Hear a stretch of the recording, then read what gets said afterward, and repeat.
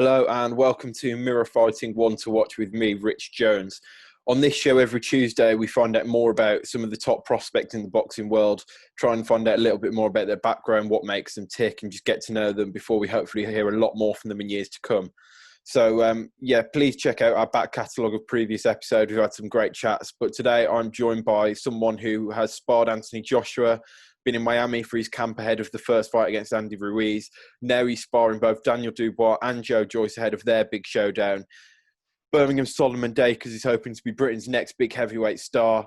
He's got a fascinating journey. Didn't put on a pair of boxing gloves until he was 15. Didn't have his first amateur fight until 20. And for 2 of the years ahead of that first amateur fight, he was balancing his boxing with semi-professional rugby and being a member of the Worcester Warriors Academy. So, he's got a great backstory.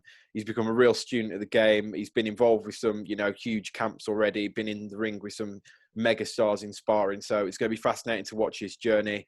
I hope you enjoy getting to know him. If you like the show, please rate, subscribe, give us 5 stars. Hope you enjoy. And let's get on to it and let's speak to Solomon. Yes, so joined now by heavyweight Solomon Dacres.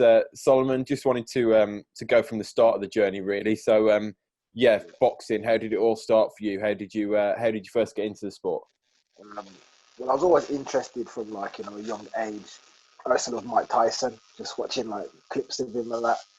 When I first went to the gym, I was 15. A friend of mine was at my local club, Worley, and he was going there a bit before me. And I just was interested, so I just went along with him after school one of the days. And I was training, never had any fights so competitively, just was training there. And I left it a bit because I used to play, rugby with my school, which was more the school sport. So I was more involved with that at a better level. And then I actually came back at 20. And when I had my first fight, I was actually 20 when I came back to the same club, Worley ABC. And then I started fighting properly from there. Yeah, you mentioned your sort of memories of growing up watching Mike Tyson. Is that the earliest thing that stands out? But as a kid watching, Mike Tyson and other big fights like that? Yeah, you just see even clips and stuff like that of Tyson. He's just destructive, man. He just, as a kid, just catches your eye, don't it? And I used to just love him, man. I used to love him proper. Yeah, and you mentioned playing rugby as well. You played rugby to a pretty high level, didn't you? Is that right? Yeah, semi-professional sort of level. I was in Worcester Warriors Academy from 15 to about 19. There was an apprenticeship at the time. I was still on apprenticeship. I was in their academy. I played at a good level, like National League level, like semi-pro sort of level up to about 20. I stopped when I was 22. So for 2 years, I boxed and played rugby at the same time. It wasn't the hard work. I was, would put the hard work in, but when you're getting little injuries and niggles, and it was too much, really too much for the body to handle 2 sports, and you're trying to, do it at a decent level. It was a bit too much, to be honest. But I did try. Yeah. What position did you play at rugby? I used to play in the back row or second row. Okay, yeah. No, so obviously you went back to, you said you boxed at sort of 15, then left the sport for a bit, came back to boxing, had your first fight at 20. I mean, I guess you were a pretty late starter to the sport, but did you pick it up pretty quickly? I guess you must have sort of found a bit of natural talent for it when you got the gloves on. Yeah, a little bit. Picked it back up. Still a lot of work to be put in. There still is, even now, there's a lot of work to be put in, but I just made sure I just got my head down and just took every opportunity, just made sure I was training constantly, and any fight I was just taking it because I knew I had to, get the experience and catch up where, those years I could have started younger. I had to catch up that experience.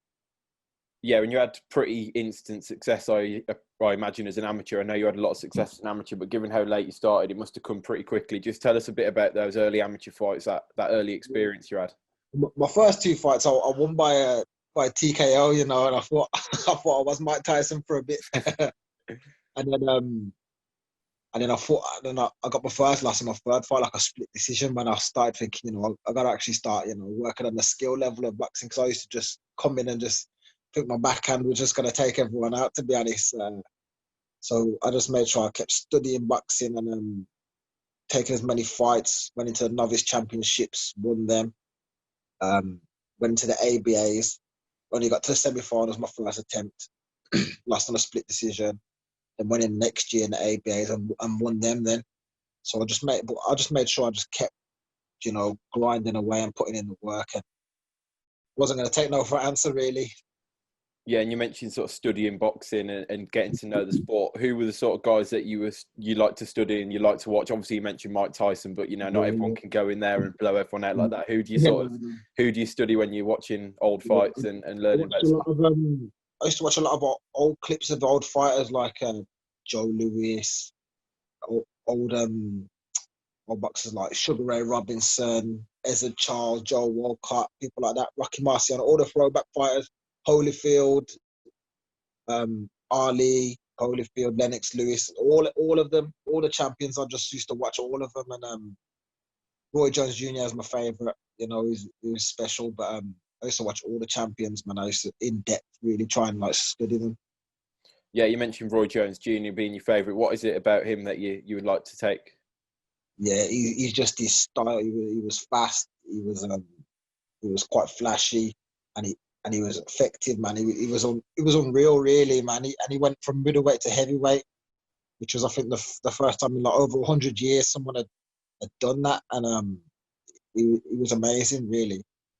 And you boxed as well, didn't you, in the World Series boxing, which is kind of like a little middle ground between the pros and the amateurs. I mean, must have been, from by all accounts, that's quite a good like middle ground to make that step through. It's kind of not quite professional, not quite amateur. What was that like, boxing in that? Yeah, the WSB is quality because even though obviously it's not professional, it's professional rules, but it's a much higher level than your sort of entry-level professional boxing, because you're fighting against other countries' national champion, the best from other countries. You're not fighting a journeyman in it. You're fighting, the best guys around the world, and it's a great format that was, and just to get the experience of that, a vest, the little things like that, the little lights and that, it was a good experience in the BSB. And then you've had a lot of experience sparring some of the best guys as well, haven't you? I know what goes on in the gym stays in the gym, but you were part of Anthony Joshua's camp, weren't you, before the Jarrell Miller fight that ended up being the Andy Ruiz fight? Is that right? Yeah, that's right. I went over to Miami to spar with Joshua. I've been sparring Joshua from before that anyway, up in Sheffield. Been sparring him for a few years regularly. Been sparring him for a while. Yeah, and obviously not going to expect any sort of secrets of the trade, but I mean, what do you learn from being around, not just in the ring with Joshua, but being around, obviously such a high level camp? And I mean, for you, I guess coming into the professional game, you must learn a lot from being around that sort of environment. Definitely, you just learn how, obviously, as a champion and how to, carry out your day to days as a champion that wants to perform at that level. So with your training with him, he's so he's strict and he's dedicated and everything's every little aspect is covered. He's disciplined, works hard, and it's just your habits that you need to have if you want to get to that high level. And that's what you pick up from him. The way he trains and just the way he sort of acts day in day out. The discipline and the dedication. And I guess after being involved sort of at Sheffield and being around him there, you must take it as a compliment to have been invited out to Miami and to be involved in that, to be chosen as one of the ones to be sparring him ahead of such a big fight. Yeah, of course. It's one of those where we're sparring because he's fighting for world championships. The sparring needs to be at a quality level. So obviously, I see myself at that level to be helping him and he's helping me. We're sparring to better each other. Not just to go through the motions. We're there to really improve each other and get ready for big things. And and obviously him asking me to go and spar him reassures that it's a serious job and that I'm a serious boxer and fighter. And you've been sparring Daniel Dubois as well recently, is that right? Yeah, I'm sparring Dubois and Joe Joyce to fight each other. Been sparring both of them the last few weeks and will be for the next couple of weeks, which is just great sparring as well.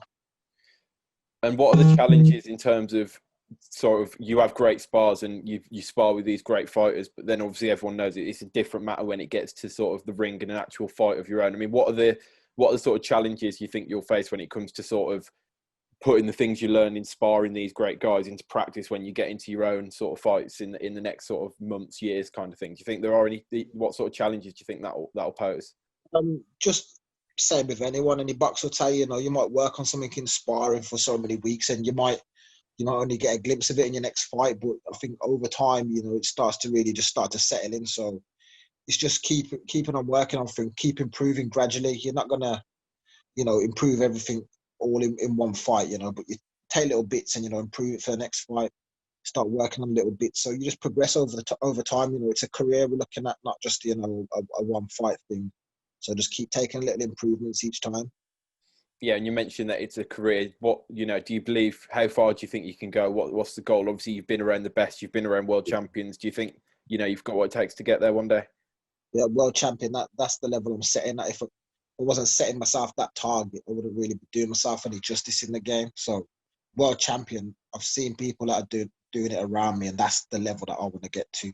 I don't want to sell myself short and, go anywhere lower, but that's the target, world champion.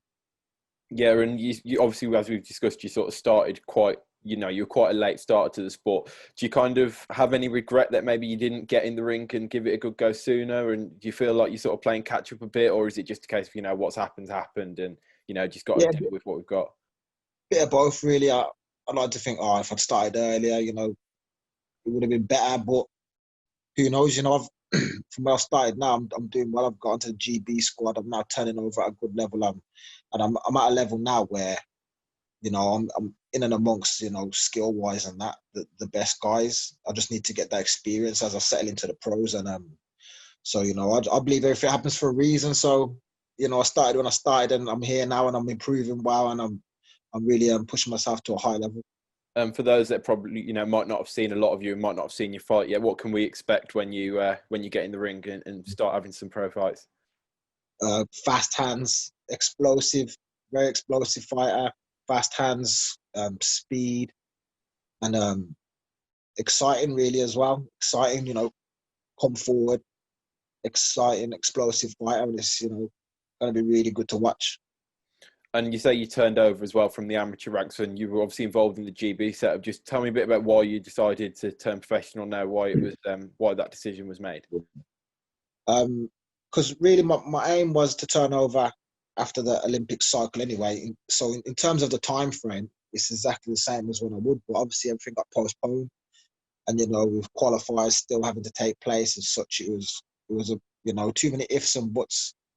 I didn't want to wait around to not even, go to a qualifier or go to the Olympics at all and just waste more time, in terms of, I'm not getting any younger in the time frame. Yeah, they've been pushed back, but I'm still the same age that I would have liked to turn over anyway. So it was just really, it's time to go really. And of course you with S-Jam management, aren't you now as well, which obviously have looked after Joe Joyce, and I guess they've got plenty of experience dealing with someone who's coming from an amateur career, turning over and trying to get the time frames right and sort of move at the right pace. I guess that's quite important, isn't it? Move at the right pace, not too quickly, not too slowly, that sort of thing. Yeah, exactly that. That's why you have the management teams and such, that they path things out for you, so that I've said to him, I'll fight anyone, but you've got to build yourself up in the right way, and that's what they're there for, to build you up the right way, and then when the time comes, you're ready to perform at a higher level. And being a heavyweight is kind of a blessing as well, I imagine, because it's the glamour division of boxing, isn't it? And there's a lot of big opportunities in there. So you must, like you say, you grew up watching sort of Mike Tyson and those guys. It's quite a blessing, I imagine, to be one of the bigger guys that you're fighting at that weight that everyone's interested in heavyweights, aren't they? Yeah, all the eyes are on the heavyweight division, and especially now there's good fights going on, and especially in Britain, we've got all the bouts are in Britain with Fury and Joshua, so all eyes are on British heavyweight boxing. There's big fights, Joyce and Dubois, but it's not all. It seems all glory and that, but it's hard work. There's a reason why, because you're taking heavy hits, man, and it's a dangerous division, which is why people love it, because anything can happen in the heavyweights. But just want to get myself stuck in myself and get to the top. And when you spar these top guys, I'm thinking especially Dubois here, who's obviously quite young, and at this stage he's obviously well ahead of where you are in terms of your development in professional game. But do you have in the back of your mind a little bit that if things go to plan, one day these are the sort of guys that you might be fighting for real one day? Because I know Tyson Fury's done this thing where he's kind of sparred a lot. He sparred Anthony Joshua when he was younger. And I know that, Tyson Fury sparred a lot of these guys when they're younger, and in the back of his mind, he's thinking, one day these could be opponents. Is that something that you ever think about when you spar, in the fact that, if everything goes to plan for you, you could sort of cross paths again in the future? Yeah, definitely. I mean, when you get to the top level, there's only going to be so many fighters there that you can fight. So You know, these are guys that, you know, when the time comes, we'll have to fight them at some point. So yeah, you do think that, but also just make sure I stay focused on where I am now and go through the journey. But of course, it's happened in history, hasn't it? Like all champions, you look at like Ali and Larry Holmes. Holmes was Ali's sparring partner for so long. Comes to it, and they're fighting. You know, countless champions have had, you know, the contenders sparring them for years, and then they come to fight them. So, you know, it's just the cycle of boxing, really. And yeah, if it happens, it happens. Yeah, and obviously from Birmingham as well, which is near my neck of the woods. You can probably tell by the accent. But yeah, when we get the fans back into the arenas, I guess you're going to be, you know, hoping to get some of the, you know, your fans from the area in and, you know, cheering you on through the journey. Yeah, definitely. It'd be great to, you know, especially in Birmingham, we haven't had a real top heavyweight, you know, and it'd be good to get that draw in Birmingham and, you know, get some shows in Birmingham and get people out to support, you know, and real top level heavyweight boxing. It's going to be something that hasn't really been seen that I remember in Britain. Yeah, definitely. You think of obviously the fighting cities, don't you? You think of sort of Manchester, Ricky Hatton, like Josh Warrington, Leeds at the moment. And, you know, growing up really, there's never really been, there hasn't been a huge, massive superstar like that in Birmingham really for quite a while, has there? Not at all. So hoping that I can be that guy. Yeah, fingers crossed. I'm sure you'd get some, because there's a lot of fight fans around the area. I'm sure that, you know, for you to get a massive star, they'd certainly, you know, make some noise in Birmingham if they had someone to cheer on like that. But yeah, hopefully you can be that guy. I'm sure it's going to be a fascinating journey. Looking forward to watching it. But yeah, thanks a lot for your time, Solomon. Really enjoyed speaking to you, and yeah, all the best for the future and all the best with the sparring over the next few weeks. I'm sure that you'll see plenty of interesting things ahead of Dubois Joyce especially.